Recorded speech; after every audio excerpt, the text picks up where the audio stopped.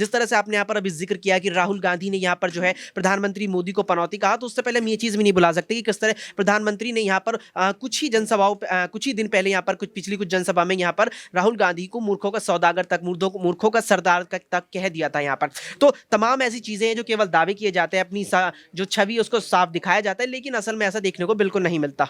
तो राहुल गांधी की एक पनौती कहने से भारतीय जनता पार्टी के कई बयान यहाँ पर खुलकर सामने आ जाते हैं कि आखिरकार उन्होंने भी क्या किया। तो ये सारी चीजें एक सोची समझी साजिश के तहत भी कह सकते हैं कि ये जानबूझकर किया जाता है ताकि चुनाव में ऐसी चीजें उठ सकें और इसके जरिए कोई ना कोई पार्टी को लेकर जनता नजरों में आए, जनता के नजरों में वो आए और कहीं ना कहीं एक्शन उनके ऊपर होता हुआ दिखाई दे।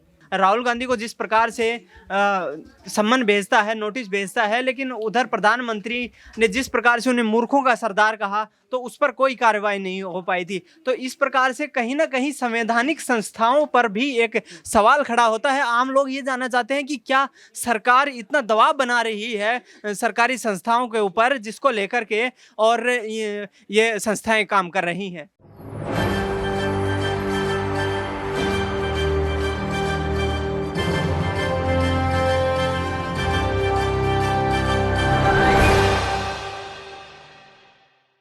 नमस्कार, मैं दौलत शर्मा और आप देखना शुरू कर चुके हैं SPN9 न्यूज़ और स्वागत है हमारे खास प्रोग्राम किस्सा सियासी में। और अब यहाँ पर लगातार इलेक्शन कमीशन अब बीजेपी नेताओं को भी कारण बताओ नोटिस भेजना शुरू कर चुकी है, जिसमें सबसे पहले नंबर आया है बीजेपी के प्रदेश अध्यक्ष वीरेंद्र सचदेवा को यहाँ पर नोटिस भेजा गया है। आपको बता दें, यहाँ पर आम आदमी पार्टी से राज्यसभा सांसद राघव चड्ढा ने इलेक्शन कमीशन वो ऑफिस पहुंचे थे और वहां पर बीजेपी के नेताओं के खिलाफ शिकायत की थी। सोशल मीडिया पर एक पोस्ट यहां पर बीजेपी के सोशल मीडिया हैंडल से गया था, जो बताया गया था कि अरविंद केजरीवाल की छवि के लिए बहुत ही आपत्तिजनक है और उनकी छवि इससे खराब हो रही है। इससे पहले आपको बता दें, बीजेपी की शिकायत पर आम आदमी पार्टी को नोटिस यहां पर भेजा गया।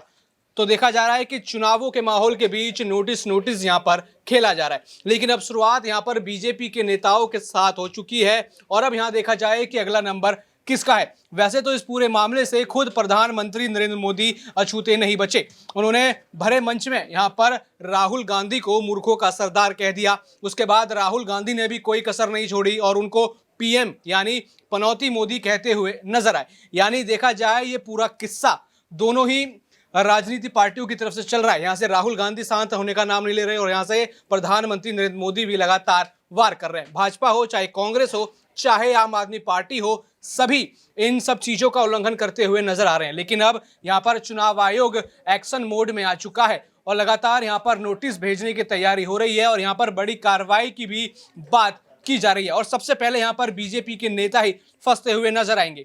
तो कई सवाल इससे जुड़े हुए खड़े हो रहे हैं और हम इस समय अपने न्यूज रूम में मौजूद हैं। यहाँ पर कई सवाल हैं और हमारे यहाँ पर साथी हैं। सबसे पहले अक्षय अग्रवाल से यहाँ पर आप बात करेंगे इस पूरे मुद्दे को लेकर कि यहाँ पर वीरेंद्र सचदेवा को नोटिस आ चुका है। एक आपत्तिजनक पोस्ट यहाँ पर उन्होंने किया था अपने सोशल मीडिया हैंडल से। अब क्या उम्मीद है कि कार्रवाई अब सिर्फ आम आदमी पार्टी या अन्य दलों पर नहीं, अब बीजेपी पर भी कार्रवाई होगी, या फिर कहा जाता था कि निष्पक्षता यहाँ पर एजेंसियों में दिखाई नहीं देती, वो अब दिखाई देना शुरू हुई है। इस पूरे मामले को लेकर आपकी क्या यहाँ राय बन रही है? देखिए, मुझे लगता है सबसे पहले मुझे थोड़ा यहाँ अंतर स्पष्ट करना होगा, क्योंकि जिस तरह आपने यहाँ एजेंसियों का जिक्र किया, एजेंसियों की बात आती है तो ED CBI और तमाम केंद्रीय एजेंसियों की बात आती है जिनकी यहाँ कई विपक्षी नेताओं पर छापेमारी और कार्रवाई देखने को मिली। वहीं अगर इलेक्शन कमीशन की बात आती है, क्योंकि इलेक्शन कमीशन से जुड़ा हुआ ये मामला है, तो इलेक्शन कमीशन जो है एक संवैधानिक बॉडी है जो यहाँ संविधान के तहत स्थापित की गई है, तो वो कहीं ना कहीं केंद्र के दायरे से मुझे लगता है बाहर आती है। इसके बाद यहाँ वीरेंद्र सचदेवा का आपने जिक्र किया, तो वहाँ पर उन्होंने दिल्ली के जो यहाँ पर प्रदेश अध्यक्ष है, उन्होंने बीजेपी के सोशल मीडिया अकाउंट से एक पोस्ट साझा की थी जिसमें जो आदर्श आचार संहिता है उसका उल्लंघन उस पोस्ट से होता है। यानी कि उस पोस्ट में जो कंटेंट दिखाया गया वो आदर्श आचार संहिता का उल्लंघन करता हुआ नजर आ रहा है और इसी के आधार पर यहां पर जो है इलेक्शन कमीशन ने वीरेंद्र सचदेवा को नोटिस जारी किया है और ये कहते हुए नोटिस जारी किया है कि 24 नवंबर की रात 8 बजे तक आप इस नोटिस का जवाब हमें दें, साथ ही ये भी बताएं कि आपकी जो पोस्ट है उसे आदर्श आचार संहिता का उल्लंघन क्यों ना माना जाए। तो जिस तरह से आपने यहां पर सवाल किया कि अब जिस तरह से लगातार सवाल उठ रहे थे कि जो जांच एजेंसियां हैं उनकी जो जांच है, उनकी जो जांच का दायरा है, उनकी कार्रवाई केवल विपक्षी नेताओं पर हो रही है। तो जहां ईसी ने जो यहाँ पर ये नोटिस जारी किया है बीजेपी के नेता को, तो यहाँ पर अब संभावना है कि उन पर बड़ी कार्रवाई हमें देखने को मिल सकती है, क्योंकि जिस तरह से उनकी पोस्ट थी वो सीधा यहाँ पर संविधान के एक नियम का कहीं ना कहीं उल्लंघन करती है, और ये भी कहीं ना कहीं संकेत देती है कि वह उस नियम को नहीं मानता। इसको लेकर ही इलेक्शन कमीशन ने बात कही है और ये जवाब भी मांगा है कि आप हमें ये भी बताइए कि आपकी पोस्ट आखिर क्यों आदर्श आचार संहिता का उल्लंघन नहीं करती। यहाँ पर सोशल मीडिया पोस्ट की बात की गई। यहाँ पर सोशल मीडिया पोस्ट में कुछ असभ्यता, आदर्श आचार संहिता यहाँ पर जो है भंग हुई, इसकी बात की जा रही है। तो बीजेपी तो अपने आप को यहाँ पर सभ्यता और संस्कृति की पार्टी कहती है कि हम दूसरों का आदर करते हैं। तो ऐसा क्या था उस सोशल मीडिया पोस्ट में और ऐसी कहाँ यहाँ चूक होगी? क्या अपनी ही मर्यादाओं को यहाँ बीजेपी लांघती है, संस्कृति और सभ्यता की बात करती है, उसी को ही वो भूलती जा रही है?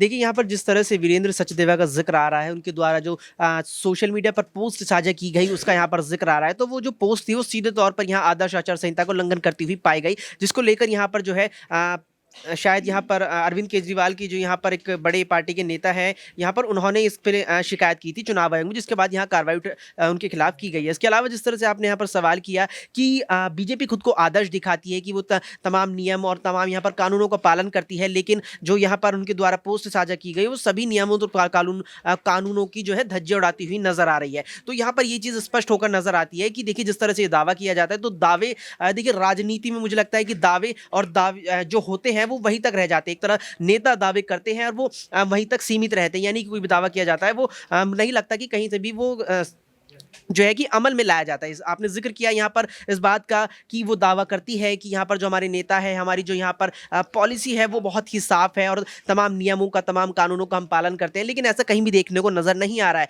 जिस तरह से आपने यहाँ पर अभी जिक्र किया कि राहुल गांधी ने यहाँ पर जो है प्रधानमंत्री मोदी को पनौती कहा, तो उससे पहले हम ये चीज़ भी नहीं भुला सकते कि किस तरह प्रधानमंत्री ने यहाँ पर कुछ ही जनसभाओं कुछ ही दिन पहले यहाँ पर पिछली कुछ जनसभा में यहाँ पर राहुल गांधी को मूर्खों का सौदागर तक, मूर्खों का सरदार तक कह दिया था यहाँ पर। तो तमाम ऐसी चीज़ें हैं जो केवल दावे किए जाते हैं, अपनी जो छवि उसको साफ दिखाया जाता है, लेकिन असल में ऐसा देखने को बिल्कुल नहीं मिलता। तो अक्षय ने यहाँ पर स्पष्ट किया कि यहाँ पर राजनीतिक पार्टियां कुछ भी दावा कर लें अपने बारे में, अपने नेताओं के बारे में, लेकिन 19-20 यहाँ पर दिखाई देता है। लेकिन ये 19-20 हमने आम आदमी पार्टी और अन्य पार्टियों में भी देखा, क्योंकि नोटिस आम आदमी पार्टी को भी आया। तो यहीं से एक सवाल बनता है और नाजमीन हमारे साथ यहाँ पर हैं, उनसे सवाल करेंगे कि क्या यहाँ पर अब चुनाव जैसे जैसे आ रहे हैं, यहाँ पर पार्टियाँ मर्यादा भूल चुकी हैं? एक सभ्यता जो कही जाती है, संस्कृति कही जाती है भारत की, कि एक दूसरे को अगर वार भी करना है तो एक लहजे में रहकर किया जाता है। क्या वो इन चुनावों के बीच कहीं ना कहीं हटता जा रहा है और इसीलिए इलेक्शन कमीशन अब एक्शन में है? देखिए, इलेक्शन कमीशन तो यहाँ पर एक्शन लेगा ही, लेकिन राजनीतिक पार्टियों का जिक्र करें तो मर्यादा नहीं, कहीं ना कहीं ये नज़र आता है कि वो जानबूझकर कर रही हैं। अगर वो ऐसे शब्दों का इस्तेमाल करेंगे तो नज़रों में ज़्यादा आएंगे, ऐसे शब्दों का इस्तेमाल करेंगे तो कहीं ना कहीं पार्टी की छवि यहाँ पर साफ तौर पर नज़र आएगी। आप देखिए कि यहाँ पर जब राहुल गांधी ने पनौती कहा और उसके बाद यहाँ पर सीधे सीधे तौर पर यह कहा गया कि उन भाषण का क्या, उस बयान का क्या, जब देश के प्रधानमंत्री नरेंद्र मोदी ने मूर्खों का सरदार कह दिया। भारतीय जनता पार्टी ने कितने ऐसे शब्दों का इस्तेमाल किया है। तो राहुल गांधी की एक पनौती कहने से भारतीय जनता पार्टी के कई बयान यहाँ पर खुलकर सामने आ जाते हैं कि आखिरकार उन्होंने भी क्या किया। तो ये सारी चीज़ें एक सोची समझी साजिश के तहत भी कह सकते हैं कि ये जानबूझकर किया जाता है ताकि चुनाव में ऐसी चीज़ें उठ सकें और इसके ज़रिए कोई ना कोई पार्टी को लेकर जनता नज़रों में आए, जनता के नज़रों में वो आए और कहीं ना कहीं एक्शन उनके ऊपर होता हुआ दिखाई दे। तो लगातार यहाँ पर सब यही स्पष्ट कर रहे हैं कि एक्शन यहाँ पर होना चाहिए, क्योंकि इन चुनावों के बीच कहीं ना कहीं नेता अपनी मर्यादा भूलते जा रहे हैं। इलेक्शन कमीशन पूरी तरीके से यहाँ पर एक्शन में है और ये एक्शन जो है अब पार्टी को देखकर नहीं लिया जा रहा। ये एक्शन जो है अब जो भी यहाँ पर ऐसी अमर्यादित भाषा बोलेगा या फिर आदर्श आचार संहिता का उल्लंघन करेगा उस पर कार्रवाई होगी। हमारे साथ आज हमारे यहाँ पर एक नए साथी दिनेश मौजूद हैं, उनसे भी एक सवाल यहाँ पर बनता है, उनसे यहाँ पे सवाल करेंगे कि यहाँ पर आदर्श आचार संहिता जो है उसका बार बार यहाँ पर जो है खंडन हो रहा है, लगातार उसको नेता पार कर रहे हैं। तो ऐसी क्या वजह है कि चुनावों के बीच ऐसा क्या नेता करते हैं? यानी चुनावों से पहले तो दावे करते हैं उनकी पार्टी ईमानदार है, खुद बीजेपी दावा करती है संस्कृति सभ्यता है, लेकिन चुनावों के बीच खुद प्रधानमंत्री तक ही क्यों तिलमिला जाते हैं? खुद यहाँ पर हम बात करें दिल्ली के मुख्यमंत्री, वही क्यों तिलमिला जाते हैं? ऐसी क्या वजह है चुनावों के बीच कि नेता ऐसे आक्रामक हो जाते हैं? देखिए, जहाँ तक आक्रामकता की बात है तो सत्ता का जो लालच होता है वो इसी प्रकार का होता है। आपको याद हो कुछ महीनों पहले कर्नाटका में चुनाव हुए थे और प्रधानमंत्री ने खुले आम सभा को संबोधित करते हुए खुले स्टेज से जय श्री राम और जय हनुमान के नारे लगाए थे, जो कि आदर्श आचार संहिता का एक पूर्णतया आदर्श आचार संहिता का उल्लंघन है। वहीं अब राजस्थान की जहां तक बात की जाए तो राजस्थान में भी राहुल गांधी ने एक तरीके से चुनावी सभा को संबोधित करते हुए पीएम मोदी को पनौती कहा, तो वहीं उन्होंने मूर्खों का सरदार कुछ इसी लहजे में उनका जवाब दिया था पहले, उसका पलटवार करते हुए राहुल गांधी ने और वर्ल्ड कप से रिलेटेड उस मुद्दे को मतलब डाइवर्ट करके और पनौती मोदी कहने का काम किया है। तो जिस प्रकार से इलेक्शन कमीशन कर्नाटक में बीजेपी के ऊपर मौन रहा, लेकिन यहाँ पर राहुल गांधी को नोटिस भेज दिया गया है।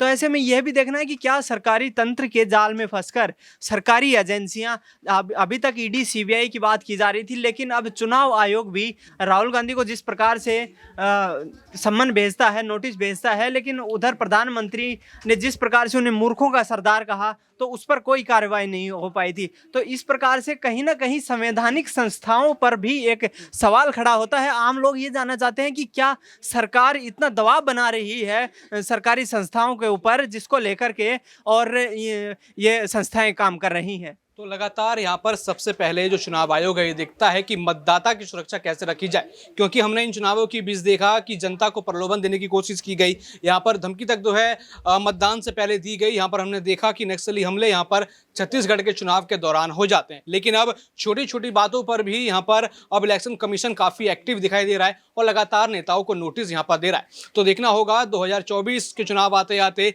या 3 दिसंबर तक इन 5 राज्यों के चुनाव आते आते किस पर कितना भारी यहाँ पर इलेक्शन कमीशन पड़ेगा और मतदाता इससे कितना प्रभावित होते हैं। बाकी और भी ऐसी खबरें जानने के लिए देखते रहिए SPN9 न्यूज़। धन्यवाद।